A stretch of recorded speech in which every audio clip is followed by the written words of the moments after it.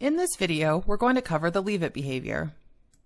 Before starting this activity, refer to your handouts so that you can familiarize yourself with the push, drop, stick, and split rules and no reward markers.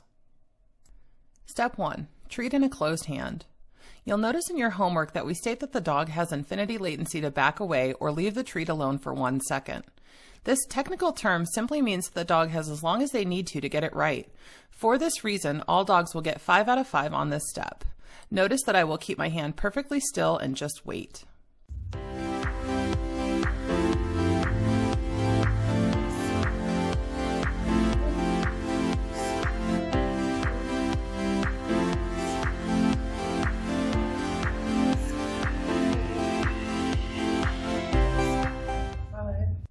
Step 2.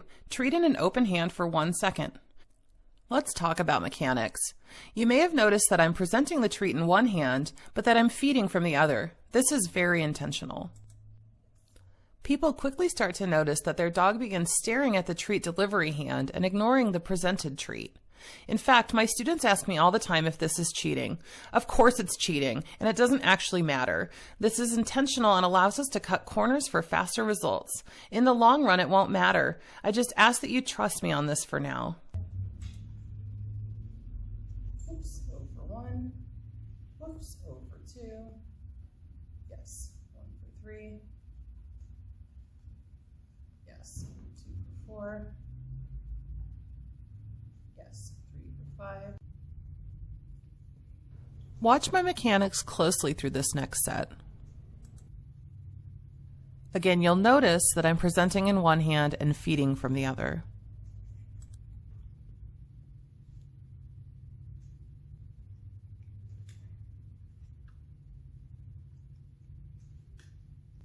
Step 3. Treat in an open hand for 3 seconds. You've likely picked up on my presented hand being several inches away from the dog. This is also intentional. If I hold it too close, the dog might interpret it as me handing them a treat. I want to make this as easy as possible for this dog to succeed.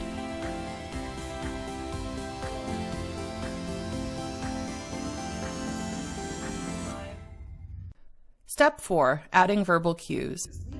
I'm going to keep at 3 seconds of duration in an open hand for this step. I'm not making it any more difficult because adding the new element of verbal cues is challenging enough. Take it. 1 for 3, leave it.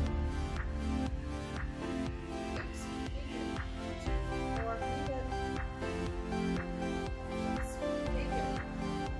5 for 6, leave it. Rhubarb only got 3 for 5 on this step, which means that I need to repeat it again for another 5 set.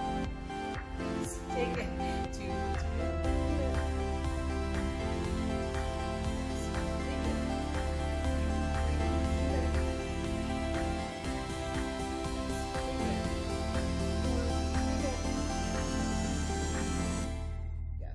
Take it, 5 for 5. Step 5. Treat on the ground for 1 second. As I move the treats to the ground, you'll notice that once the dog leaves it alone, I begin to actually just pick up that treat and hand it to the dog. 2 for 2. Leave it. Yes. Take it. 3 for 3. Leave it. Yes. Take it. 4 for 4. Leave it. Yes. Take it. 5 for 5. 3 seconds. Step 6. Treat on the ground for 3 seconds. Leave it. Yes. Take it. 1. Leave it. Take it. 2. Leave it.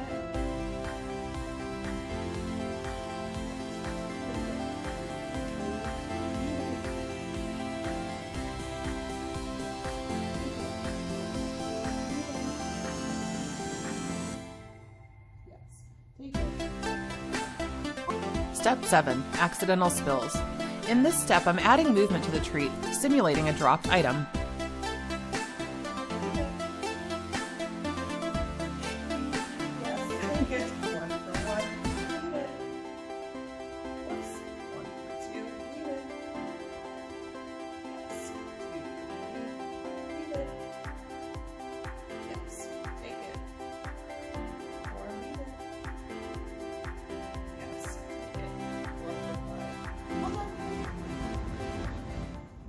To take this behavior from a training context to real-life functionality, check out the Leave It Part 2 video next.